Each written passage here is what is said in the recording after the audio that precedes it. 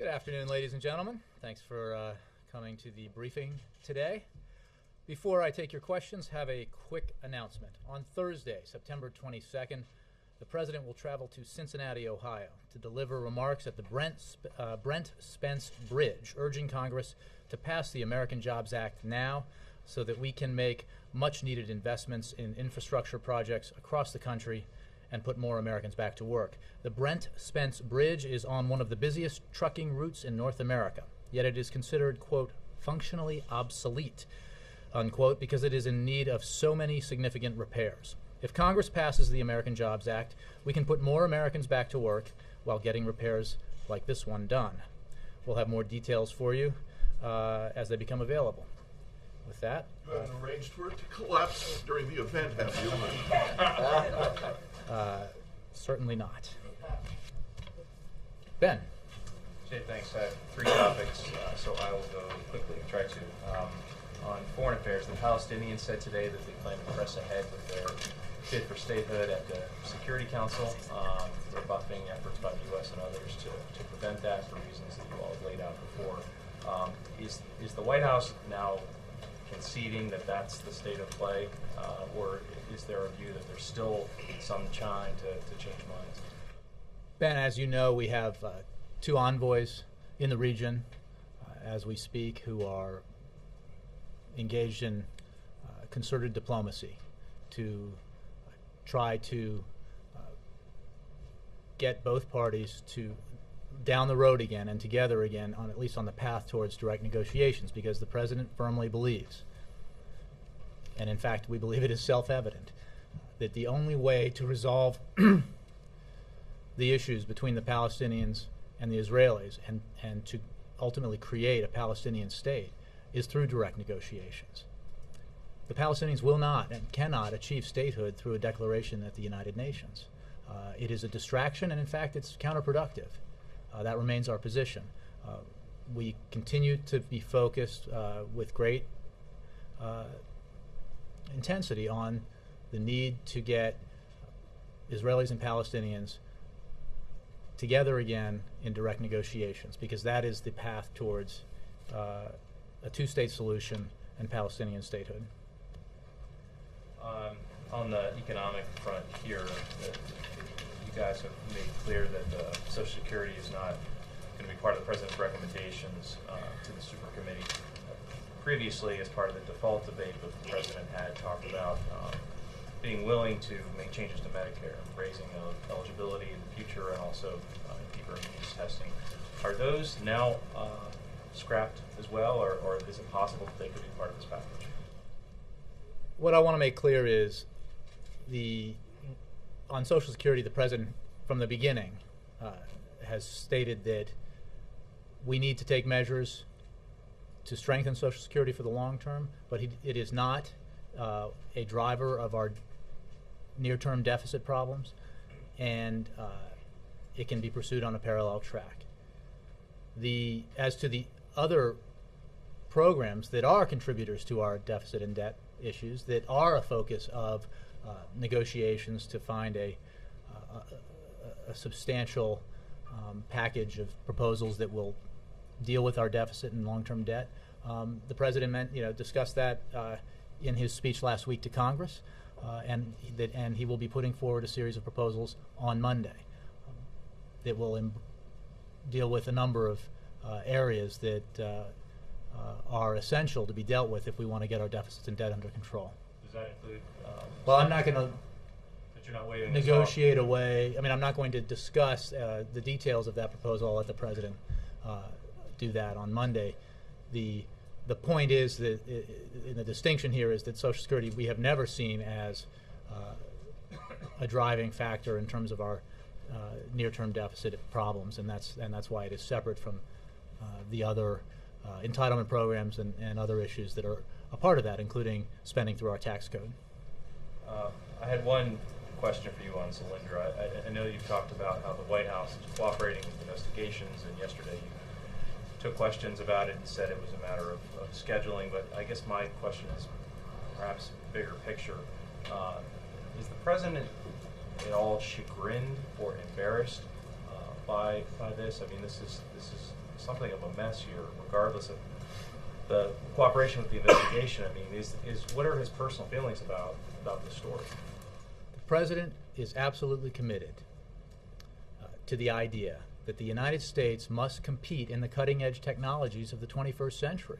We have a choice to make as a nation, because we will be buying renewable energy products, whether it's wind, biofuels, solar, whether advanced battery technology. We're going to be buying that stuff. Do we want to buy it with a stamp on it that says "Made in America," or are we going to buy it from the Chinese or from other countries? We have to be aggressive in competing in the global economy, and high-tech, clean energy industries are going to be key to winning this century economically. So he is absolutely committed to doing that. The necessity of doing that, the necessity of having the federal government involved in that, was seen even by the previous administration.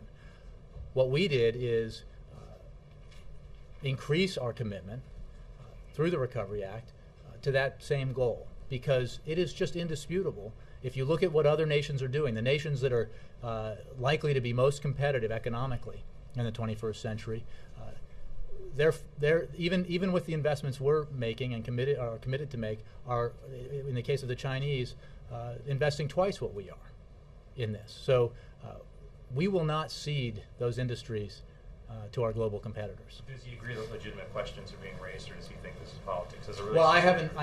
Look, I think there's always an element of politics in these things. I haven't discussed with him this particular issue, but I know his commitment to clean energy technologies, cutting-edge technologies, the need for the United States to compete, the fact that if we do, we will, as with the advanced battery industry, quickly move up and get a bigger and bigger share of the marketplace. We're on track to go from just a 2% slice of the advanced battery market to a 40% slice by 2015. We're on track to double our renewable energy production by 2012. These are important achievements that will ensure that the United States is a global economic power, a dominant global economic power in the 21st century. Yeah. So with Social Security reform excluded from the package of recommendations the President will be making to the deficit panel next week, is it still possible in the administration, in the President's view, to get to the $3 trillion or more savings? Is that still a goal, the grand bargain? The goal is to do substantial deficit reduction and debt control. I'm not going to throw out numbers about what that figure will look like, because I don't think it's a good idea to have everything this president wants to say on Monday out before he says it. So I will leave it to the president and on Monday to give you the details, and he will do that with a broad array of proposals that he believes the Congress and the committee could use to substantially reduce our deficit and debt. And you mentioned the two U.S. envoys who are in the Middle East now holding meetings, Hale and Ross. Can you give us a sense of what if any, progress has been made in these meetings they've had with both sides? And are they looking at fallback options that would counter the Palestinians' intent on taking their statehood bid to the United Nations? It wouldn't be productive or helpful for me to give you a status update of diplomatic efforts that are ongoing. So I'm not going to do that. I just can assure you that we are focused on, as we have been from the beginning, on the need for direct negotiations between the Israelis and Palestinians, because that's the only way for them to resolve the issues that remain unresolved and for them to reach a two-state solution. And now the President, Prime Minister Netanyahu, and President Abbas will all be at the United Nations next week.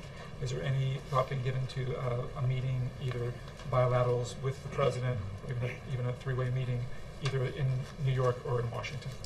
I don't have an update on the schedule yet for the President's visit to the UN General Assembly next week. We will do that for you tomorrow. so I don't have specifics in terms of the various meetings, bilaterals, as well as group meetings he might have. Yeah. You say the only way the administration believes to resolve the Israeli-Palestinian situation is through direct negotiations and can't achieve statehood through the UN.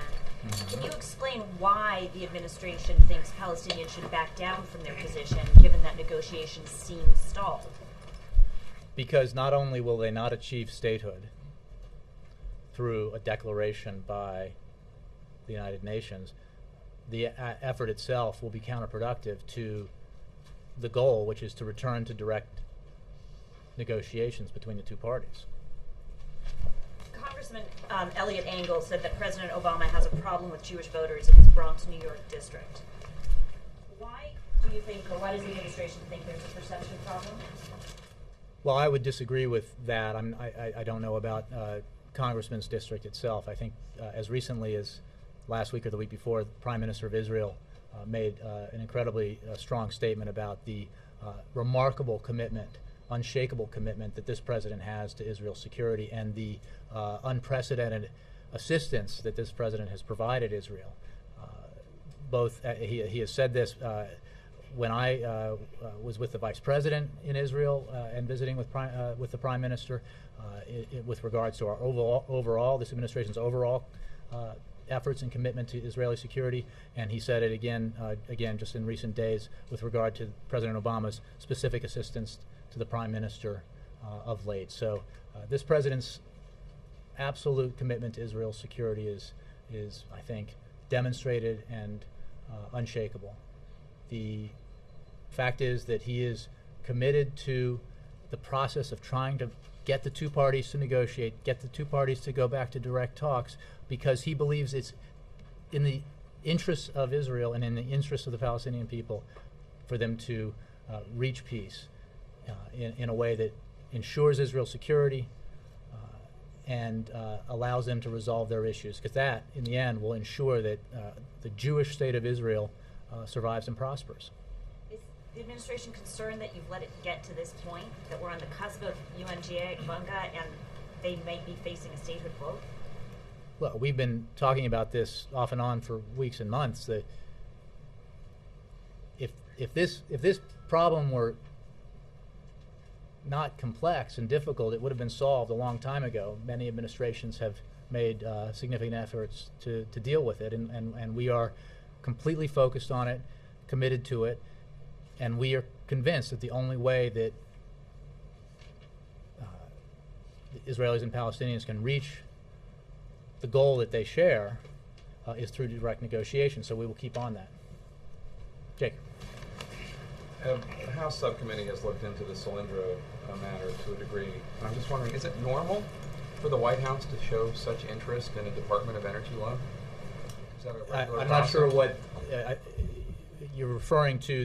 All the emails back and Right, forth. the emails, as have been amply demonstrated because we provided them as part of our cooperation, had to do with trying to schedule whether or not the vice president was going to make an announcement, and it was a scheduling issue. That was the focus of the White House's interest in this. Well, I mean, okay, I understand that, but it does seem like If you're asking me, is the White House interested in the overall program and no, I'm making asking, investments? Is it standard operating procedure for the White House to get so involved in a loan that the Department of Energy is? Well, I have to correct you because there's no evidence that the White House was involved in the loan. This was the White House involved, because they weren't. The White House was involved in trying to find out when a decision would be made, so they could staff here could make a decision about the vice president's having an event. And yes, as you know, and anybody who travels with us or understands the sort of complexity of scheduling White House events involving the two principals, the president and the vice president, that process engages a lot of people, and there's just a whole series of decisions that have to be made regarding scheduling, whatever the nature of the event. Just a few days before the loan was approved, the chief investor, George Kaiser, met with Rouse, Jarrett, and Goolsby. The White House has said that they think that meeting was largely about some of his charitable work. Have you determined what entirely the meeting was about and whether or not the loan was brought up and discussed? What I would point you simply to what George Kaiser himself has said, that he did not lobby or discuss, that he did not lobby administration officials with regard to this. With Solyndra, he was involved in a lot of charitable efforts, and it's our understanding that while we haven't looked into every meeting and that he might have had here, that was the focus of his conversations, generally speaking, at the White House. Do you reject the suggestion that the emails seem to imply that the visit by the vice president, which I guess ultimately was a satellite visit and not an in-person visit, but that played a role in whether or not the loan was approved? You have an OMB official saying that the announcement should be postponed. This is the first loan guarantee. We should have full review with all hands on deck to make sure we get it right. But the announcement was not postponed. Well, again, if you look at the emails, the issue that involved the vice president having this event did not drive the loan process. The loan was made on the loan guarantee was made on a merit-based as a result of a merit-based process by career professionals over the DOE.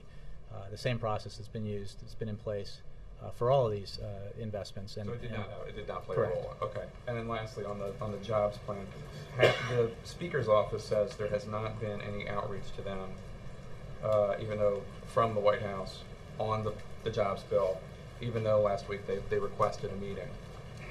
Is that true? And if so, why hasn't there been? Well, first of all, the president spoke a week ago. There will be ample time going forward for continued consultations with leadership and rank-and-file members of Congress as Congress takes up the American Jobs Act and hopefully passes it, so that we can do the things we need to do to grow the economy and create jobs.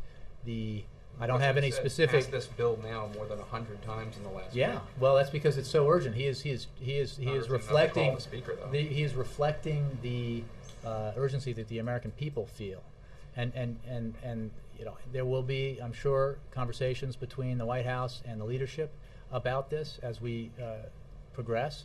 But what we have, what you know about how Congress works and how Washington works is you need to, keep people focused on the task at hand, because there's so many other issues that can distract attention from the main, which in this case are the things we need to do to grow the economy and create jobs. And I'm sure the president will be, and members of his staff, and will be engaged very directly with Democrats and Republicans in the House and the Senate as this process moves forward. Don't you think he should call the speaker before he reaches, say, 200? I didn't know you were working for the speaker and his scheduling. The fact is, he will talk to the speaker, but the president has put forward a detailed piece of legislation. The elements of that plan are very clear. The Congress can and should act on it very quickly.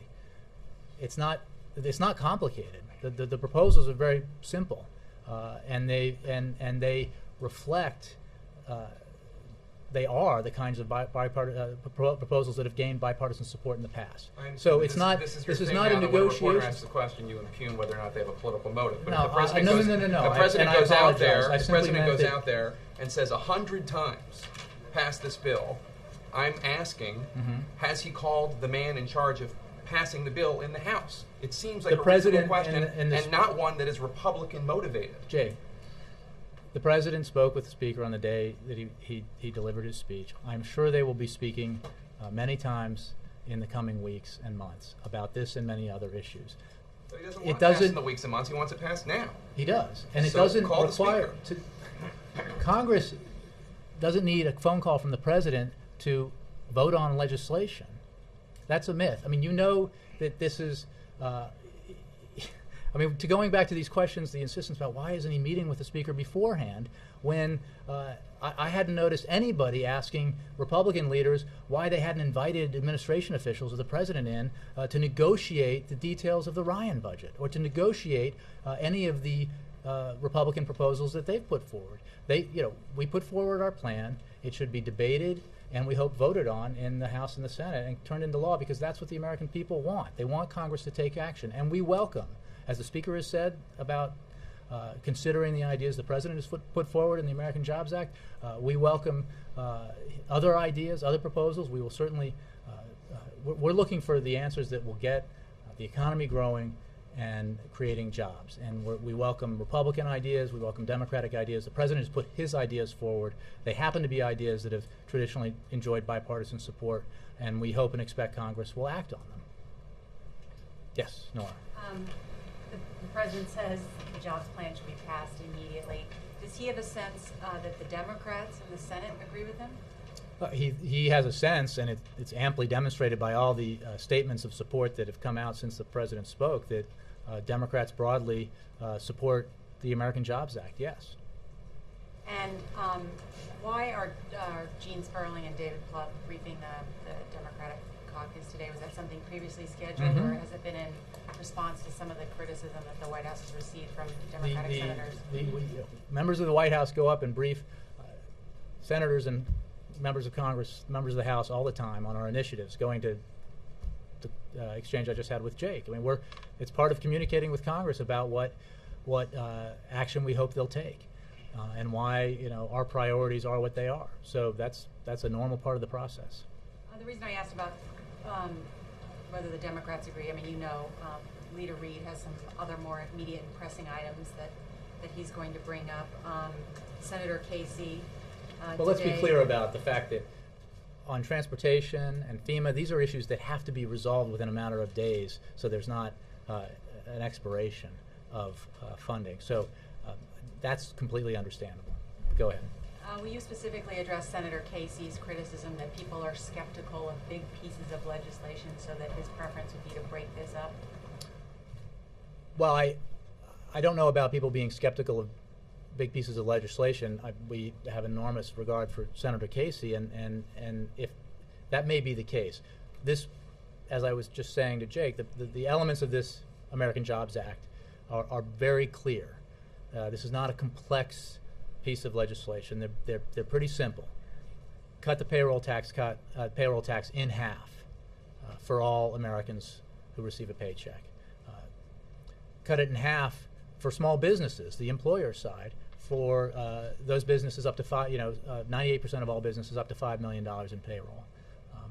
Provide money to states that will allow them to rehire teachers. Launch initiatives that will speed up infrastructure projects, get construction workers back to work. An initiative to incentivize businesses to hire veterans. So many of our returning heroes from Iraq and Afghanistan who fought bravely for this country, who shouldn't have to be fighting to get a job. This is pretty straightforward stuff. So we think it could be acted on in its entirety, and that's certainly what we would like to see happen. As I've said, and let me make clear, because Congress gets to legislate, if they sent us one part of that, funding for teachers, for example, the president obviously would not veto that. He would sign it, and then he would say, okay, send me the rest. And that would be true if it came in 2 pieces or 4 pieces, or one. If you got it all at once, then that would be it. But that's our approach. Okay. Final question. You announced at the top of the briefing about the president's trip next Thursday. Mm-hmm. This bridge that is in Speaker Boehner's backyard. It also happens to go into Kentucky, Mm-hmm. the home state of the Republican leader in the Senate. I assume it was intentional to choose a bridge in the Speaker's district. Yes. It's a bridge that's in great need of repair. It's a bridge that's relatively easy to get to from Washington. It's a bridge that Why that bridge? goes between. Well, first of all, I think the president Why the Speaker's made a reference to it district? before, and I think it's a good way to highlight the urgent need when you have a bridge that's described as functionally obsolete.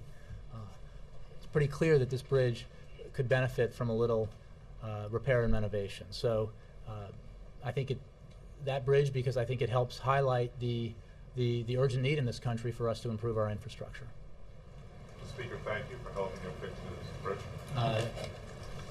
Well, we haven't helped him fix it yet. We hope that he, together with us, will take action to help us fix it. To help the construction workers go and fix it. And this is just we're trying to highlight an urgent need here, and we certainly think this is a good way to do it. The president yesterday focused in North Carolina, focused on the provisions within the American Jobs Act that help small businesses grow and hire.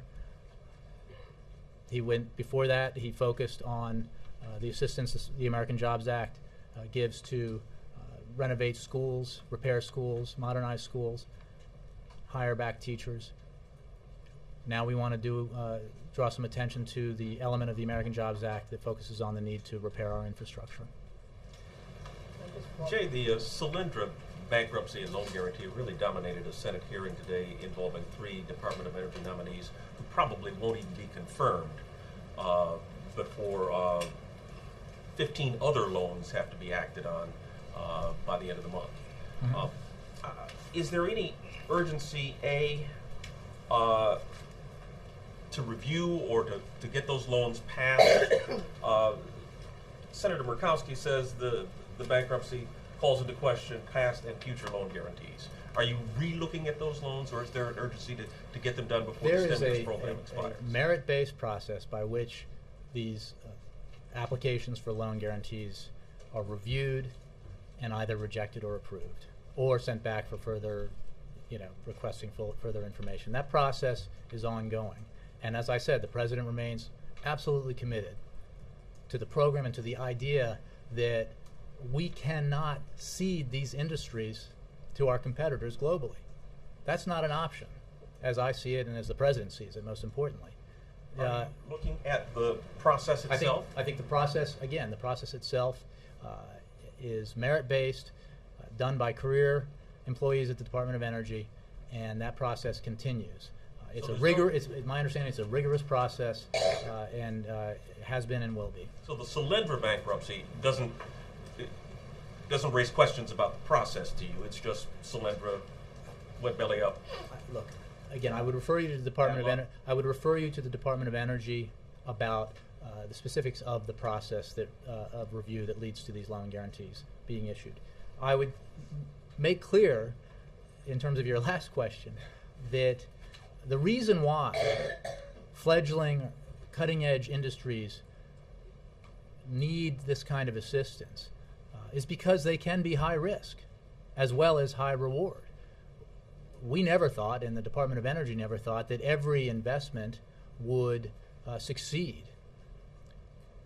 But that is not a reason to simply throw up your hands and say, never mind, let's let the Chinese own this industry, this field, or the Indians or the Europeans, and we'll just buy their products.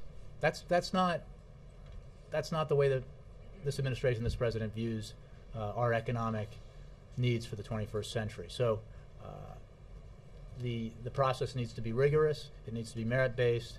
It will continue to be. The need to focus our energy and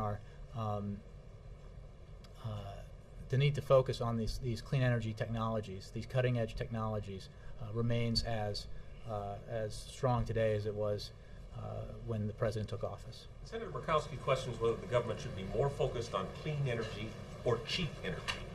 Which would you say? I think as you know, the president's energy strategy is broad and inclusive. It includes taking measures to ensure that we can produce more oil and gas here at home. It includes nuclear energy. It includes renewables, biofuels, etc. It is an all-inclusive approach to growing our capacity to produce our own energy so that we do not rely on other countries for our energy security. That's the right approach, and his interest is in securing our energy future and doing it in a way that leads to industries being created and industries growing here in the United States, industries that hire people here in the United States, and that have the benefit of improving our energy security. Yes. Did anyone at the White House or the President call Speaker Boehner to let him know that you guys are going to be paying a friendly visit to his neighborhood next week? I have to take that question. I don't know.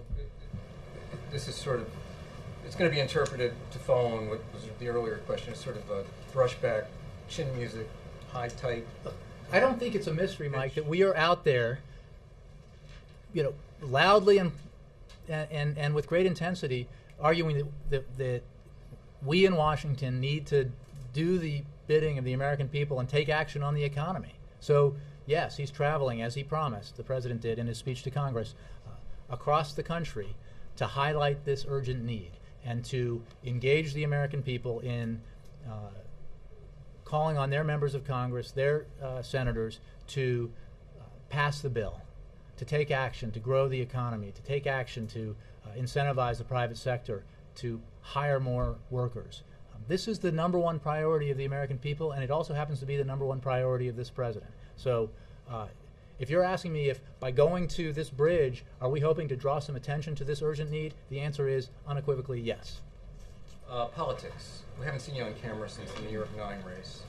The economy obviously isn't very good. That does not portend well for the president's own political prospects. The man who coined the phrase, "It's the economy, stupid." For Democrats, the architect of a winning presidential campaign says that the president should fire a lot of people now. He had a number of other recommendations. Nora already referred to Senator Casey. There's also Senator Landrieu, Senator Manchin raising questions about the president's legislative strategy on jobs. Is the president concerned at all about his political prospects at this point? Look, the president is focused on the things he needs to do as president, which primarily, and as the top priority, is getting our economy going and creating jobs. The dual priority, obviously, is the security of the American people and Americans abroad and our interests. The president firmly believes that the American people know that he is doing everything he can to grow the economy, doing everything he can to work with Congress to create jobs, and he will continue at that.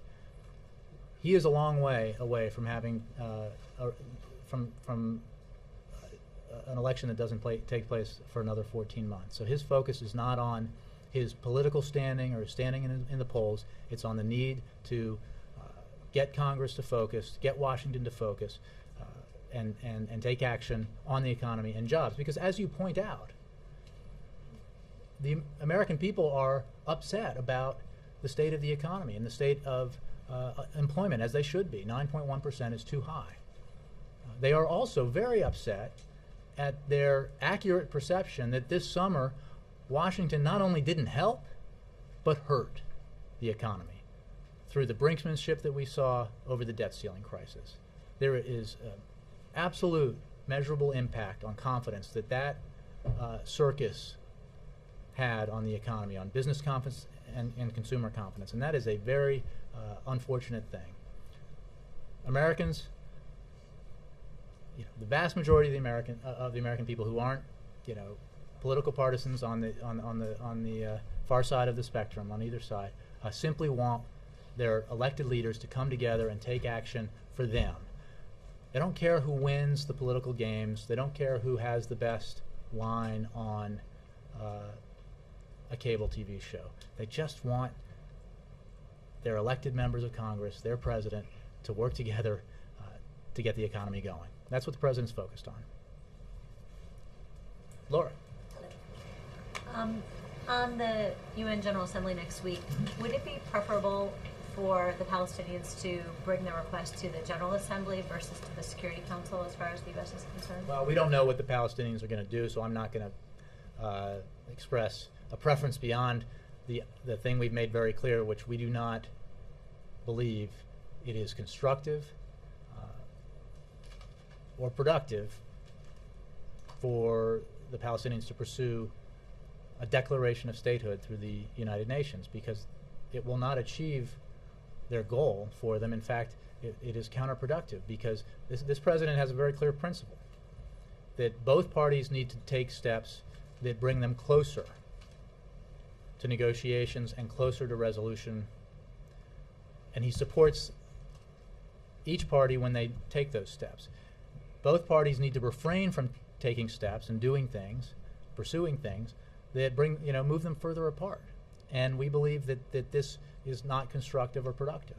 Going to to the General Assembly is not exactly a declaration of statehood in the same way as going to the Security Council is. So I'm just wondering. Well, I if was you referring to obviously the suggestion that they could pursue a declaration of statehood through the Security Council. Again, what they're going to do, I think we'll have to see. So I don't want to prejudge other things they might do. We would certainly, as we made clear, we certainly think they should not pursue a declaration of statehood. So the comments that you just made were all in reference to going to the Security Council for a declaration of statehood were not meant to apply to some other action through the General Assembly. As when I referred to declarations of statehood, that's correct. Broadly speaking, in a variety of arenas, far from New York, in fact, in the region, whatever steps, and we've been clear about this on both sides. We want the party, we want each country to take steps toward resolving their differences, toward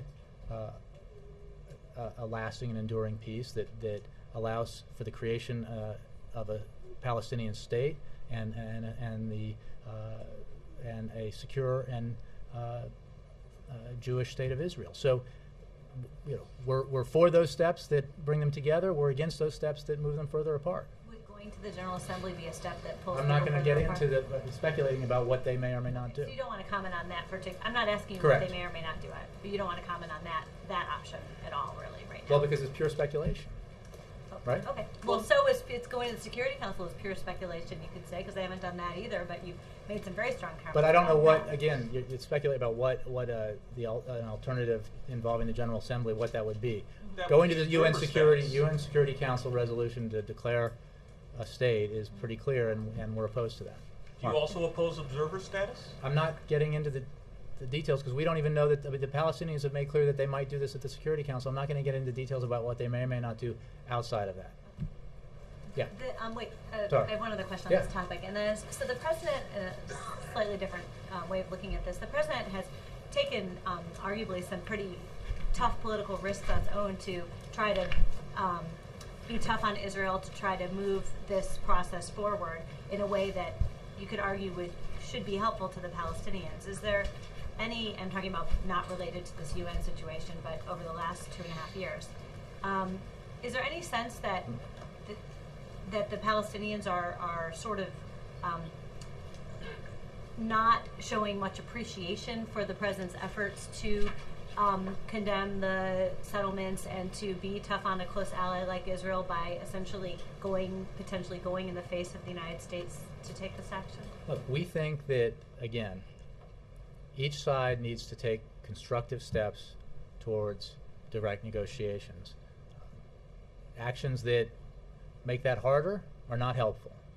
Actions that make it easier, we support. And that's been true. That's the what the principle this president has applied since he took office and focused very early on a lot of effort and attention to this problem. So he believes it's in the interests of the Israeli people and the Palestinian people that that a peace is reached that allows for a secure Jewish state of Israel and a Palestinian state that can exercise true self-determination. It's not just in the interest of those people. It's in the region's interest. It's in the United States' interest. I guess what I was trying to say is the United States annoyed that the Palestinians are potentially doing this, given what the president has done for them. We're not. This is not about feelings. It's about taking whatever actions we can diplomatically to help the process move forward, to help bring the Israelis and Palestinians to the negotiating table, into the direct negotiations that will ultimately lead to a resolution that meets the objectives of both sides. Yes, sir. Just want to clarify, are you saying that the White House is satisfied with Senator Reid's timetable for bringing up a jobs bill when he says they might get to it next work period? Well, we certainly hope and expect that Congress will act as soon as possible. We want this bill passed now, and by now we mean as soon as Congress can take it up and pass it. In response to Nora's question, I simply am stating what is, I think, obvious to all of you, which is that there are some things that Congress needs to move very quickly on before expiration dates are reached in terms of surface transportation bill and FEMA and other things. So we understand that, but we obviously are urging Congress to move quickly. And also, in response to Nora, were you saying that it is accurate for us to say that the selection of the Brent Spence Bridge is not a coincidence? It's not a coincidence in that it's a bridge that is one we can get to and highlight from the White House on a day trip that absolutely illustrates the problem we have with infrastructure in this country, roads, bridges, and other forms of infrastructure. Yes? Once the President unveils his recommendations to the super committee, to what extent will he be involved publicly in trying to push those specific measures? Will he be talking about it at events where he's also pushing the jobs bill?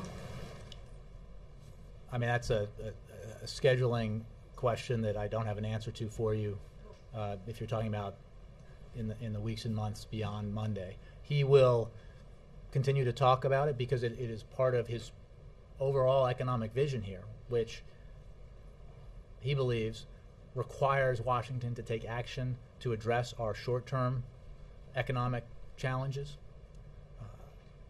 And that is represented by the American Jobs Act, and it also requires us to take action to address our medium and long-term deficit and debt problems. But as he talks about the American Jobs Act, he talks about specifics there when once he unveils those super committee recommendations. Will he talk about those specifics as he's out there also talking about the specifics of the American Jobs Act? I think he will talk about it within the context of the need to get our economy going, and he believes that getting our deficits and debt under control are part of that, about a part of getting our foundation strong for future growth and future job creation. And he believes that our urgent task right now is to take measures that, including tax cuts and tax incentives, as well as infrastructure investment and putting teachers back to work, that get people, the economy growing and people back to work in the near term. So both these are component parts of a broader economic vision.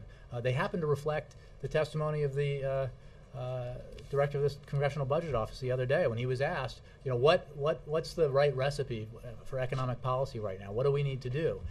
Short-term investments, tax cuts and spending to get our economy growing, to get people back to work, medium and long-term efforts to get our deficits and debt under control. That's the President's approach as well. I want to see if you can react to something that Speaker Boehner said in his speech today. He said, quote, tax increases I think are off the table, and I don't think they're a viable option for the Joint Committee. Do you have any response? Well, look, we will see what the Joint Committee does. The public overwhelmingly agrees with the President that to get our long-term fiscal house in order, we need to approach it in a balanced way. If the answer is the Ryan budget, we know how Americans feel about that. They do not believe that we need to end Medicare as we know it to get our deficits and debt under control, because we don't. We think that, these are about choices, right? These are about choices. We don't have unlimited resources. We're a great and powerful country with enormous resources, but they are not unlimited. And you have to make choices about, do we provide tax breaks to the wealthiest Americans who over the past 10 to 12 years have done far better than any other segment in society? Or do we make sure that responsibility for solving this problem is shared and that we have a balanced approach? The President feels that we have to take a balanced approach. The American public feels the same way. I would simply note that the Speaker of the House made clear that in the negotiations he had with the President, he put, as in his words, revenues on the table. Well, we believe revenues have to be on the table if we're going to solve our deficit and debt problems. Now, we believe it. Scores of prominent Republicans believe it. The members of the Gang of Six, the members of the Simpson-Bowles Commission, the Domenici-Rivlin Commission. This is not, again, these are not all that, it's just not that hard because there aren't that many options. You can't, pull new stuff out of the sky. We know what the problems are in terms of our deficits and debt, and we know what the answers are. Just to follow up on that, when the President proposed this job bill, he did something new, not necessarily unprecedented, but pretty unusual, which is he laid out the specific detailed piece of legislation. On Monday, when he sends up his recommendations, how specific is he going to be about entitlements, for instance, or is he going to lay out broad principles? I will simply cite the president's words back to you, which is he said he would put out detailed proposals. And So that we means will. specifics on entitlements as well as tax reform? The whole thing will be specific proposals, to quote the president.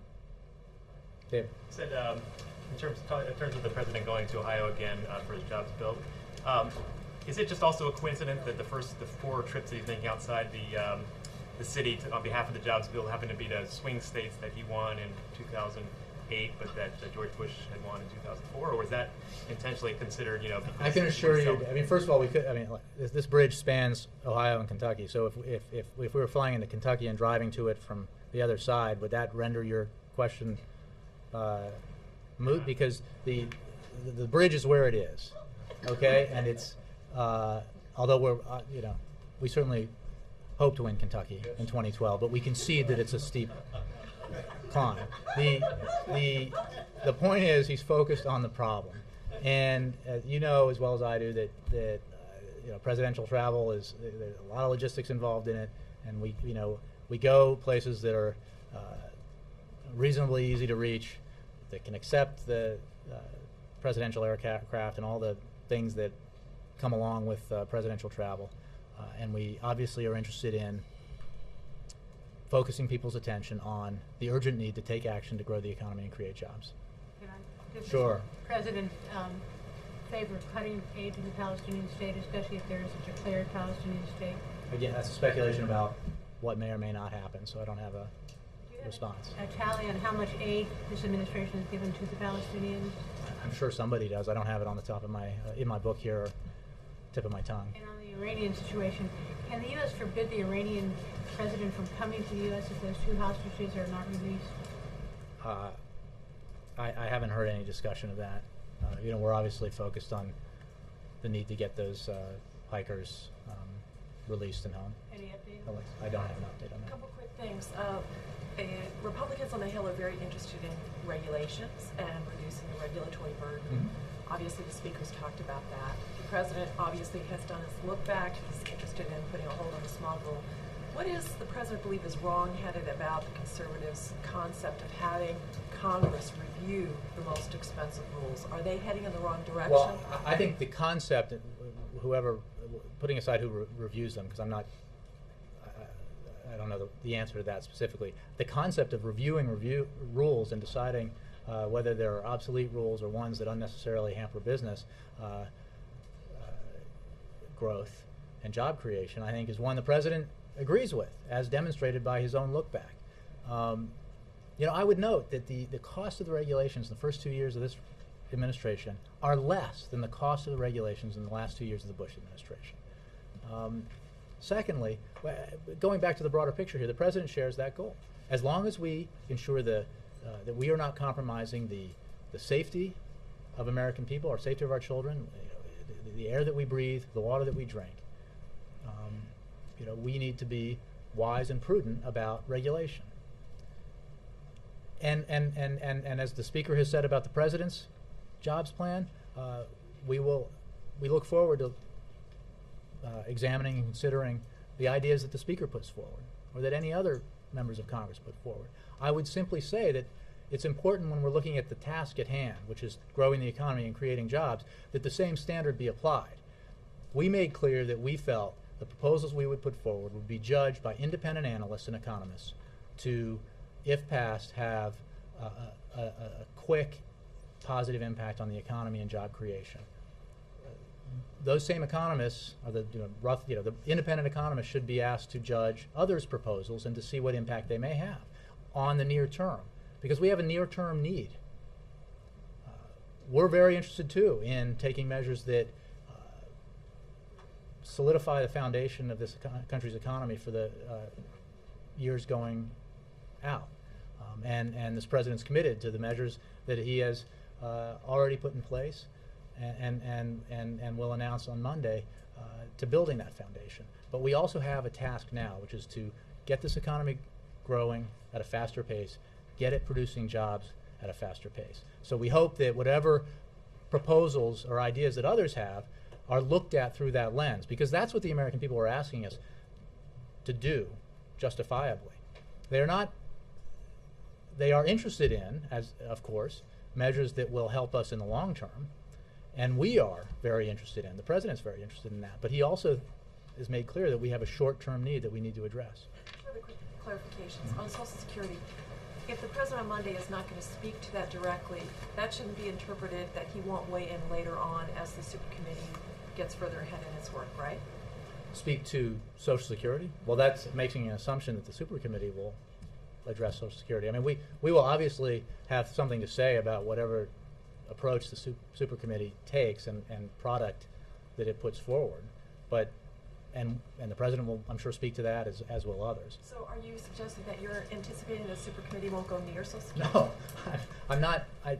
I'm not presupposing anything about what the supercommittee will do. I'm simply saying that you're assuming that it will, and we're, if they, however, whatever product they come up with, we will be, I'm sure, engaged in and commenting on. Okay. So on Monday, the president will obviously put forward his ideas, but in what format? A speech here? What do we look Well, I'll have an announcement on that, I'm sure, before the end of the week. Chrissy? Jay, it's been more than 2 years now since the president gave his speech in Cairo. Mm-hmm. And I wonder how you analyze the change, if there is a change in the U.S. relationship with Muslims around the world. Is it better? Is it worse? Can you tell? I wouldn't want to claim myself as an expert on this. What I know, because I know there is polling data and other things by which you can judge this. What I do know is that, broadly speaking, around the globe, this president, when he took office, engaged in a process by which he sought to, and we believe has succeeded in, strengthening America's position around the world by improving its relations around the world. And that's not specific to one region necessarily or one people, but globally. And it includes our allies, as well as others around the world. We think that our ability to affect change in a positive way globally is enhanced when we have strengthened our ties with our allies, strengthened our ties around the globe, and increased our influence. And you're saying, wait, was that yes? Again, I don't have a measure for it. We believe that to be the case. That relations with U.S. allies and we believe that the approach the president has taken has strengthened our position, has enhanced our stature, and increased our ability to act collectively around the world in ways that protect and enhance U.S. interests. Okay, and so specifically since the president there was a big spotlight on this speech, and the intent of it was clear. It was a message directly to Muslims around the world, as he said. What do you think is the likely effect of casting a veto at the Security Council? We have made clear our position on that, and we have taken the position we've taken because we do not believe it is ultimately in the interests of Middle East peace, of the process. It doesn't bring the two sides closer together. It would not bring the Palestinians any closer to statehood, and we believe it would be counterproductive to that goal. So our approach is one that we think is in the interests of helping the Palestinians reach their ultimate goal, and the only way they're going to reach that goal is through direct negotiations with the Israelis. Terry? Just a quick question about Solyndra. Has the president been briefed about what has developed on that? Or just has he been briefed at all about the questions being raised, or just what his administration is doing? I think he's probably read some news accounts of it. I'm not aware that he's been briefed. I mean, what happened here is an investment did not pan out. There are a variety of reasons for that have to do with the international marketplace and the cost of solar panels, and the Chinese pricing of their competitive products. And beyond that, it's a story that has to do with an inquiry by the Hill. So there's not a lot to brief him on. Yeah. Go ahead. Yes, I'll take one. And then Chris, I'll take you two. following a good question on the threatening the veto, the Palestinians have accused the United States of appealing to Israeli interests abroad and here in pursuing a veto, or threatening a veto. Are you worried at all about losing the U.S. Standing in the region or as an honest broker in the region? This president, this administration is focused on the long-term goal here.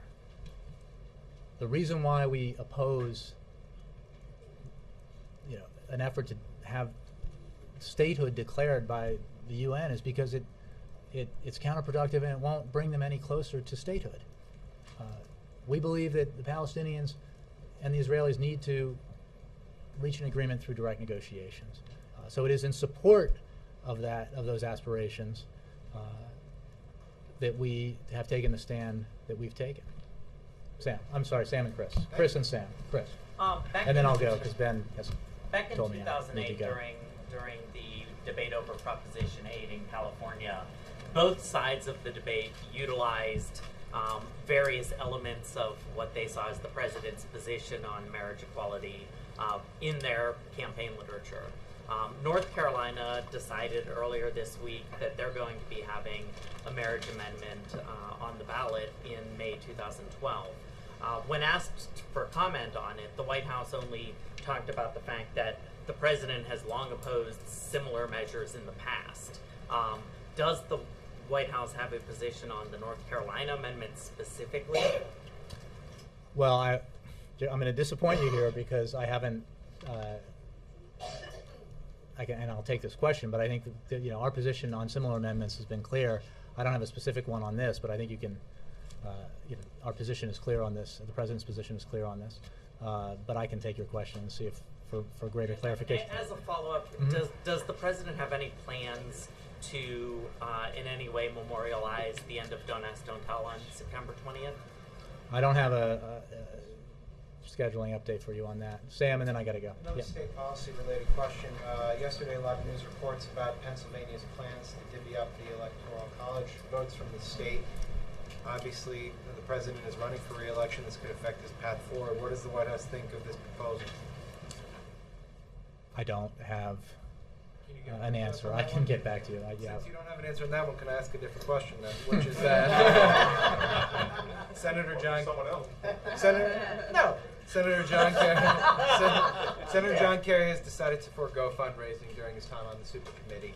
Others have not made that choice. Obviously, this White House has always in the past applauded sort of transparency and lack of conflict of interest.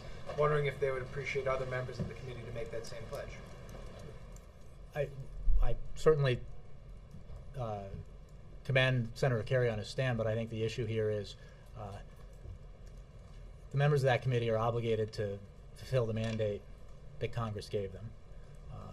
And we certainly believe that they will only be able to do that if they take an approach that is essential to reaching the kind of resolution that will get support in Congress and become law, which is an open-minded approach, an inclusive, balanced approach that acknowledges that we need to, the only way we can get our fiscal house in order is if we ensure that the responsibility for that and the burden for that is fairly shared across the spectrum. You don't think fundraising might complicate Again, that goal? I think that members of Congress need to focus on the tasks that they were, in this case, appointed to perform. Thank you.